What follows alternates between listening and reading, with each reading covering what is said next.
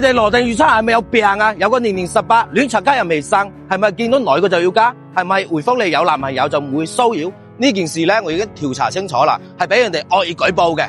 呢件事情呢係咁樣嘅，有不法分子盜用我哋預測工作人員嘅圖片，對其他女性騷擾，然後俾當事人呢截圖發上抖音，令廣大網友呢以為係預測行個人。呢種行為呢，嚴重影響我哋公司品牌形象，我會保留追究佢個法律責任。再同大家講件事，依家羅定佛山滘口白雲專線票價39蚊9，上車站點有廣邊地鐵站、新市區公交站、中山八地鐵站、廣佛路公交站、廣汽大力上高速，然後直達羅定。